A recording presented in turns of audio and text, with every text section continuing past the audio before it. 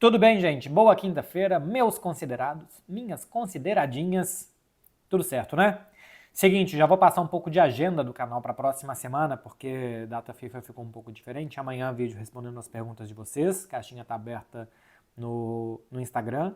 Domingo pós Girona-Barcelona, segunda-feira café com Beckler com os jogos que assisti no final de semana.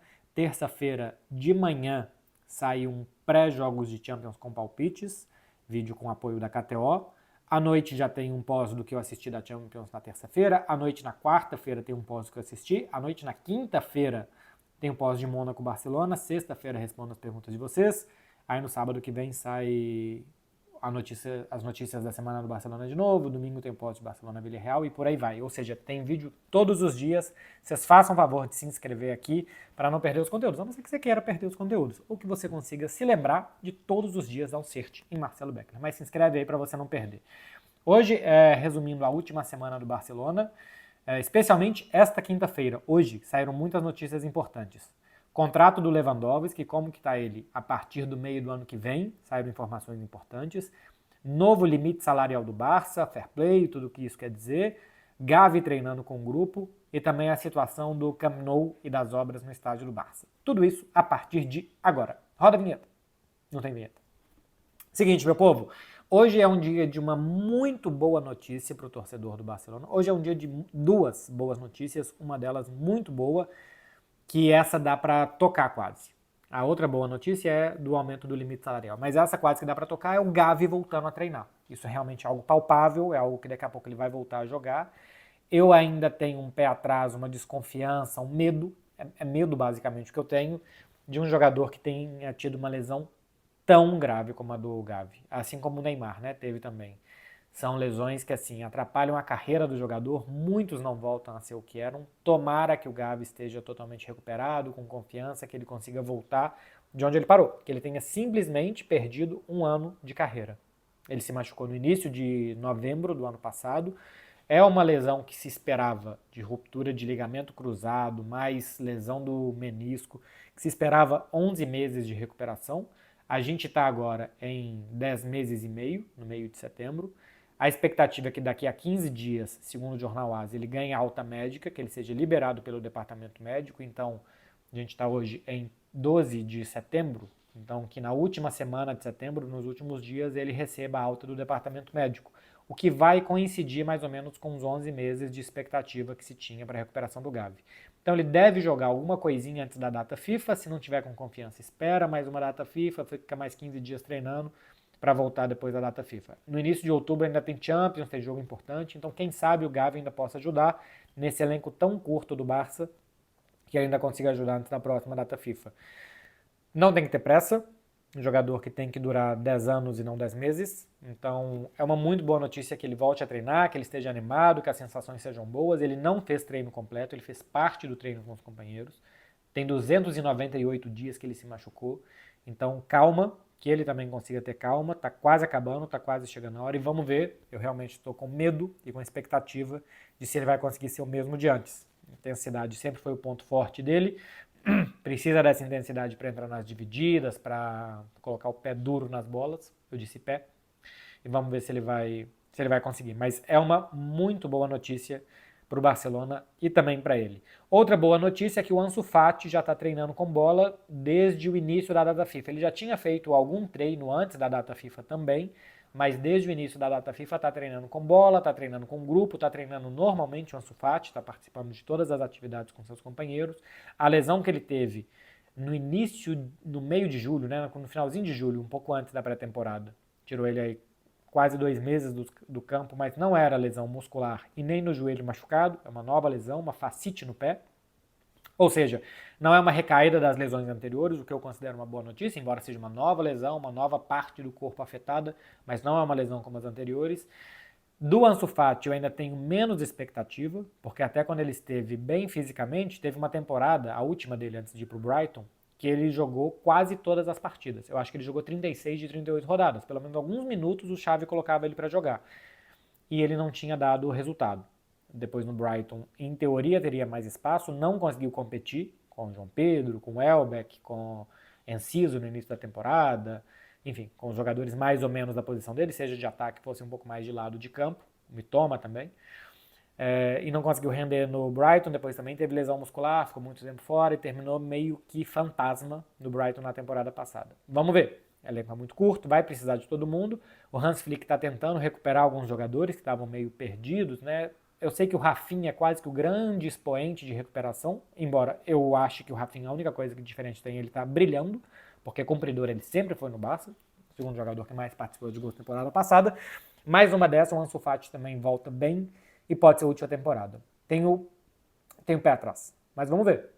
Tá aí, se estiver treinando bem, daqui a pouco pode jogar, ganhar confiança, bola ele tem. Meu problema maior, a confiança dele com ele próprio e as questões físicas que tiram ele por muitos períodos de tempo, ou muitos períodos de tempo, durante a temporada. Uma outra notícia do Barcelona, foi divulgado alguns detalhes do contrato do Robert Lewandowski. Ele assinou com o Barcelona por 3 anos, um contrato crescente, o que é péssimo para um jogador que está ficando velho, né? Chegou com 34, agora tem 36 anos. Ele chegou ganhando 10 milhões, temporada passada ganhou 13, nessa ele ganha 16 milhões, ou seja, ele custa 32, porque metade são impostos e encargos que o clube tem que pagar. Não é um salário altíssimo, 16 milhões de euros limpos para o Lewandowski nesse momento, mas é basicamente fazendo uma média para ele ganhar 13 a cada ano. Ele ganhava 10 no primeiro ano, porque o Barça tinha uma situação de fair play muito complicada para contratar naquele ano, e agora já esperava que tivesse uma situação de fair play melhor, que ele pudesse pagar 16 milhões ao Robert Lewandowski. E eu tinha dito aqui que ele tinha uma assinatura de contrato de 3 anos com um opcional e que eu não sabia exatamente como que era esse um opcional, né? Às vezes é se o jogador quiser, se jogador e clube quiserem, ou se algumas variáveis, alguns objetivos forem alcançados. O contrato do Lewandowski se encaixa nesse último perfil. Então, se ele atingir o objetivo de jogar 55% dos jogos, pelo menos 45 minutos, o contrato dele será renovado para a próxima temporada. A não ser que ele não queira, mas o Barcelona ofereceu, se você jogar na última temporada 55% dos jogos, 40, pelo menos meio tempo, seu contrato é renovado. Não sei que o Leva não queira ficar, não queira exercer o direito de jogar essa última temporada no Barcelona, ele pode sair.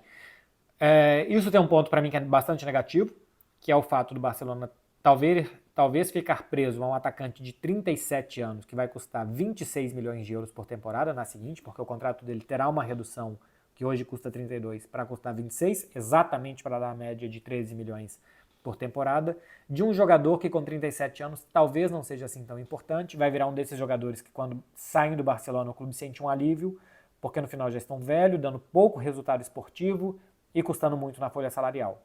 Talvez se encaixe o Lewandowski, talvez, porque começou a temporada, por enquanto, maravilhosamente bem, né? Tá jogando de novo muito bem sob o comando do Hans Flick.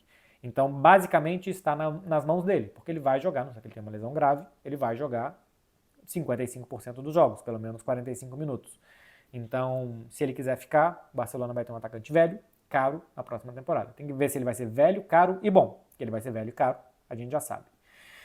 Falei aqui do contrato do Lewandowski, falar do limite salarial, hoje a La Liga divulgou algo que é de muito difícil entendimento. Eu li bastante, conversei com a Tati também, né, que é extremamente bem informada e entende muito do futebol espanhol sobre esses limites. É difícil de entender como que funcionam essas contas de La Liga, porque basicamente La Liga tem acesso às contas dos clubes. Então ela tem acesso a quanto que o Barcelona gasta, não só esse ano, mas vai gastar nos próximos anos, quanto que o Barcelona ganha não só esse ano, mas também nos próximos anos, e qual que é o patrimônio do clube. Então, qual que é o poder que o clube tem de, se ele tiver quebrado, ele vender patrimônio para pagar os jogadores. Basicamente, o fair play de La Liga funciona para que seja garantido que o clube vai pagar os jogadores. Que se os clubes quebrarem, os jogadores e os funcionários vão receber os seus salários. Para isso funciona o fair play de La Liga, para isso ele foi montado, além de também para evitar que tenha experiências de donos exóticos que venham, coloquem dinheiro nos clubes e depois vai embora. O Málaga, por exemplo, sofreu com isso, né? Mais de 10 anos atrás. Então La Liga sabe, por exemplo, que o Barcelona, a venda do Barça Studios, que é algo meio irreal, assim, internet 3.0, é meio difícil de tocar e saber para que serve isso. As NFTs, por exemplo, hoje estão valendo quase nada. Quanto que o Barcelona prometeu ganhar com isso e não ganhou, porque tem vários sócios e inversores, investidores, que não pagaram as suas parcelas de participação. Agora a Aramark foi divulgado que teria que pagar 40, que pagou 25, mas só conta 15 para a La Liga. É difícil de entender porque a gente não tem acesso a esses contratos. Então a La Liga faz todas essas contas e não é um computador, são auditores, são pessoas que pegam, pô, o Barcelona ganha tanto, esse jogador está ganhando 10, mas ele vai passar a ganhar 16, faz todas essas contas para ver quanto que o clube pode gastar de salário para ser um clube viável economicamente, que é o que a Liga determina que os clubes devem ser. Se você está acima desse limite salarial, você começa a entrar naquelas regras de La Liga, de tem que ver qual que é o seu ganho, qual que é o seu custo para ficar na regra 1 para 1, 3 para 1, 4 para 1, que o Barcelona já esteve várias vezes entre isso daqui, né? Já esteve na 4 para 1, a cada 4 euros que saíam, o Barcelona podia gastar 1, porque os outros 3 tinham que ser para saldar dívidas e aumentar a saúde econômica do clube, é tipo uma estamina que você tinha que ir aumentando. Nessa temporada o Barcelona teve na regra de 3 para 1, então, pô, sai o Gundogan, que ganhava 20 milhões por ano, sai 20 milhões. Então você pode gastar um terço desses 20 milhões, pode gastar 7. Aí tem um tanto de regrinhas, que é um jogador franquia, que representa 5% do orçamento, então pode gastar um pouco mais. Enfim, tem um tanto de pequenas linhas pequenas nesses acordos com a Liga, nessas determinações de La Liga, mas basicamente é isso. Vem de uma porcentagem de Barça Studios lá para a Aramark por 15 milhões, pode usar um terço disso, pode usar 5 milhões e por aí vai. O Barcelona não esteve ainda na regra de 1 para 1, mas o trabalho feito de saída de jogadores, de venda de jogadores, de redução salarial, fez com que o Barcelona saísse de fevereiro, quando fechou o mercado de inverno desse ano, de 204 milhões, que era o limite salarial, e a folha salarial do Barcelona era bem maior, era acima dos 400 milhões, por isso não estava na regra de 1 para 1, e dessa vez vai para 426 milhões. É o que o Barcelona pode gastar de salário. Tudo que gastar além disso na folha salarial é excedente, e aí precisa de que saia tanto dinheiro para que possa gastar tanto em salários, e por isso, por exemplo, o Dani Olmo só está inscrito até 31 de dezembro. É complicado, é muito complexo, a gente não tem acesso às contas, é especulativo então falar que isso e que aquilo, a gente tem meio que acreditar. O Laporta disse que o Barcelona está a 60 milhões de euros de entrar na regra de 1 para 1.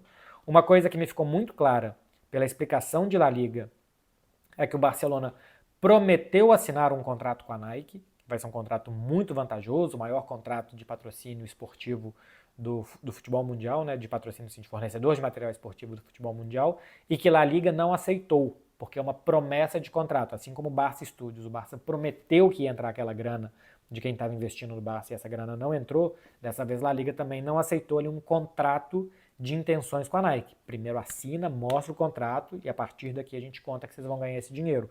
Isso para mim é uma conclusão importante, como La Liga mudou um pouco a relação, pelo que eu entendi foi isso, de como analisa as contas do Barcelona e os contratos do Barcelona. Mas esse contrato com a Nike, até pelo que o Laporta disse também na semana passada, ele até poderia ter sido de fato assinado, só que não tinha pressa de assinar, porque já era um contrato basicamente bem redigido e tal, e que se o Barcelona não tivesse na regra de 1 para 1 agora, não faria tanta diferença, e que isso poderia acontecer mais para frente. Tem uma informação que agora eu não sei onde foi divulgada, que caso o La Liga tivesse aceitado esse contrato com o Barça, da Nike, o Barcelona teria a grana para contratar o Rafael Leão. Barcelona, aquelas notícias que saiu, que foi atrás do Rafael Leão, que eu falei, bom, isso aqui não faz sentido pelo valor que ele custa, a não ser que tenha uma carta na manga que a gente não conheça. Essa carta na manga era a Nike, e segundo essa notícia que saiu, em algum meio que desculpe não citar a fonte, mas que eu não me lembro, e que se o contrato com a Nike fosse validado por La Liga, teria situação econômica suficiente para contratar o Rafael Leão. Na minha opinião, ainda bem que não saiu, eu gosto muito do Rafael Leão, mas eu acho que é um jogador muito mais individual do que de grupo. Acho que é difícil, não é um jogador tão combinativo, eu ainda continuo preferindo esperar um ano pelo Nico Williams, mas era o que o Barcelona pretendia fazer, primeiramente com esse novo contrato com a Nike, que vai ser muito vantajoso e vai ser uma dessas alavancas salvadoras. Assim, acho que realmente vai ser um contrato muito bom que o Barça vai fazer. Veremos, deve sair já para a próxima temporada e o Barça com isso vai ganhar muito músculo financeiro, porque não só é um contrato que melhora o atual, de quanto que o Barça ganha de fixo, mas ainda tem bônus que esse contrato vai dar, que vai permitir ao Barça talvez uma grande contratação para a próxima temporada. Então de limite salarial e de La Liga é isso, e para finalizar a situação do Camp Nou.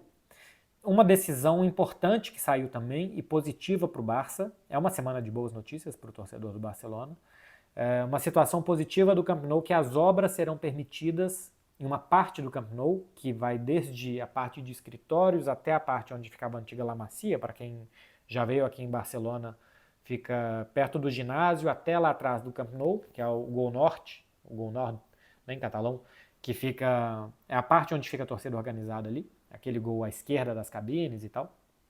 O gol da remontada do 6-1, por exemplo, contra o Paris Saint-Germain, saíram os gols do segundo tempo.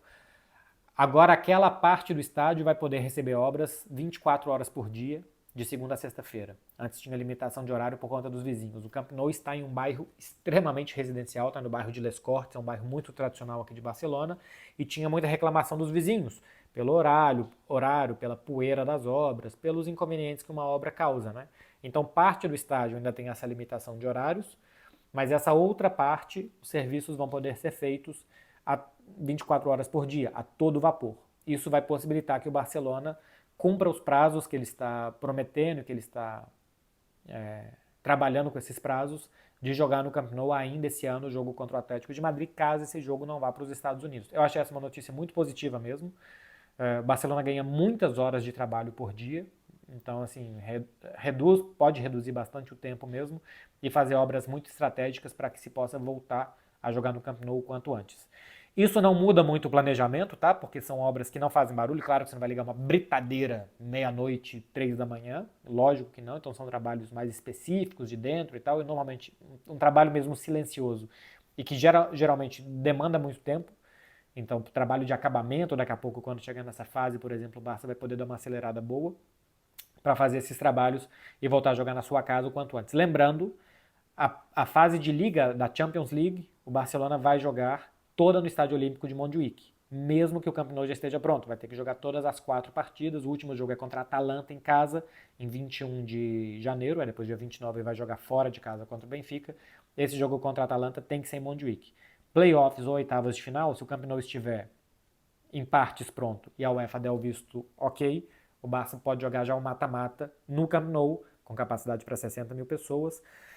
As obras não se alteram os prazos, o estádio deve ficar pronto, definitivamente pronto, só no mês de 2026, porque tem que fazer todo o terceiro andar de arquibancada, toda a cobertura do estádio, e isso, claro que não vai ser feito obra de madrugada, esse tipo de coisa. Lembrando para vocês uma situação que eu já vivi, eu fui fazer Real Madrid-Chelsea, quartas de final, 2 temporadas atrás da Liga dos Campeões, e o Santiago Bernabéu estava finalizando as obras. Já tinha capacidade para 65 mil, um estádio de 85 mil, alguma coisa assim. Já estava semi-pronto o Santiago Bernabéu. Fora ainda estava feio, empoeirado, por dentro já estava bem ok. E aí, terminou o jogo, a gente foi para a área de entrevistas, terminou, voltei para o campo para gravar. Quando eu voltei para o campo para gravar, o estádio já estava em obras.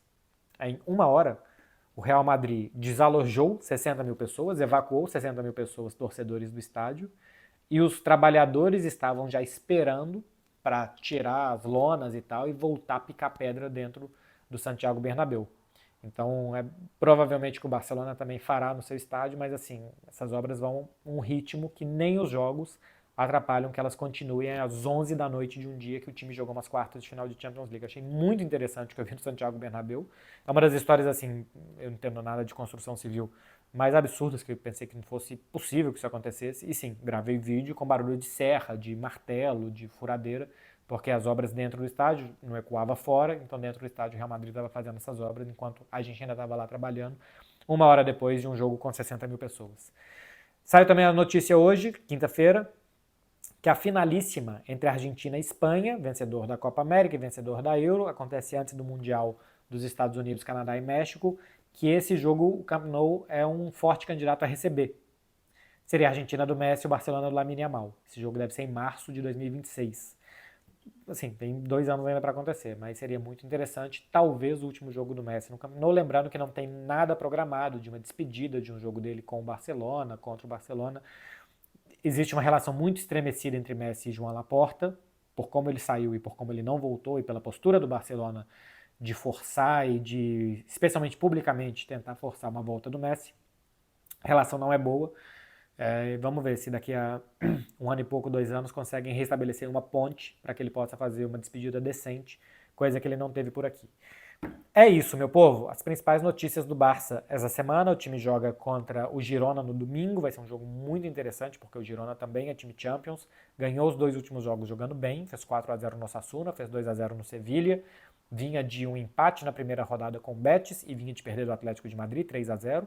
Eu vi o Girona jogar essa temporada. A forma de jogar é a mesma da anterior. A ousadia, a personalidade, vontade de atacar, de ter a bola, de passar com muitos jogadores é a mesma. Não tem jogadores brilhantes, eu acho, como Savinho, Ian Couto, perdeu um pouco disso.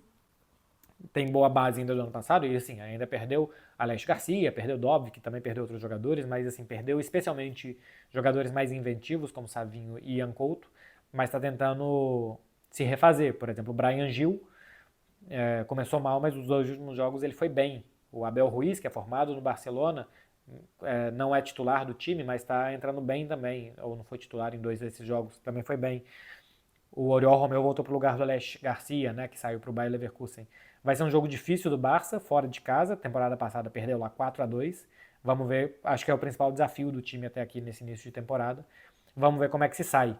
Na data FIFA, todo mundo ok, né? Todo mundo bem, ninguém se machucou. O Dani Olmo já voltou a treinar hoje. Lamine Yamal tinha tomado uma pancada, também voltou bem. Condé não participou do primeiro jogo com a França.